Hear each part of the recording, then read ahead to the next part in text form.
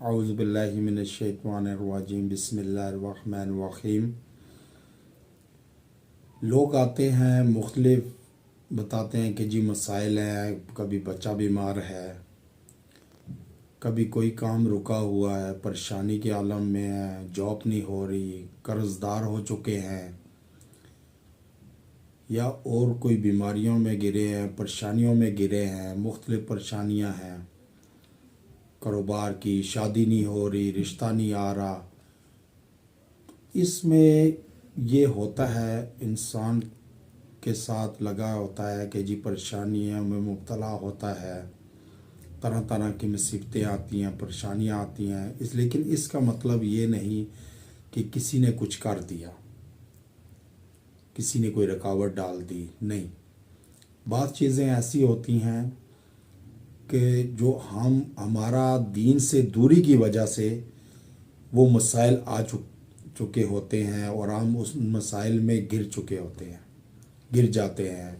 کیوں کہ جب آپ اللہ سے دور ہوں گے، نماز نہیں پڑھیں گے یا قرآن سے دور ہوں گے، نماز سے دور ہوں گے، تو پھر آپ پر طرح طرح کی پریشانیاں، مصیبتیں، رزق کی تنگی، شادی میں، رشتوں میں رکاوٹیں، بیماریاں آئیں گی۔ تو اس کا مطلب یہ نہیں کہ کسی نے کچھ کر دیا،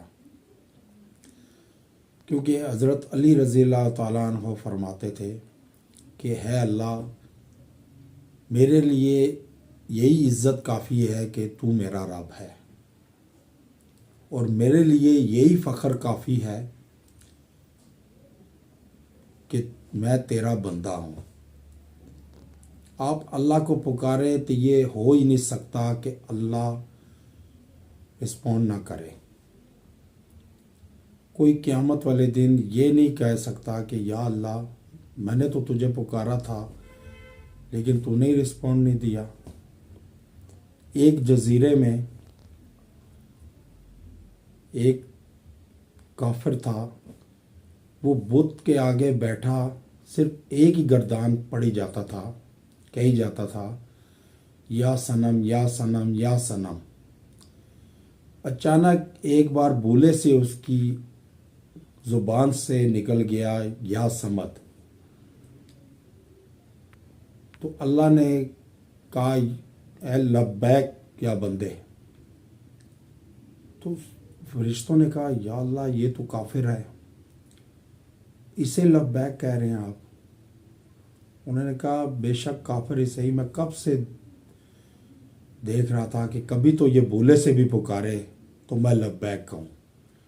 تو یہ ہو ہی نہیں سکتا کہ سچے دل سے انسان اللہ کو پکارے اور اللہ رسپونڈ نہ دے۔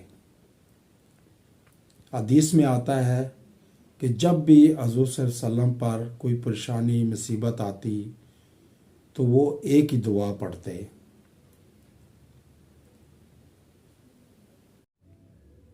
کہ پریشانی کے عالم میں وہ یہ وظیفہ پڑھتے تھے کہ یا حیو یا قیوم برحمتک استغیث۔ یہ آپ پڑھیں، اس کو روزانہ اپنا معمول بنا لیں، 111 بار روز اس کا پڑھیں۔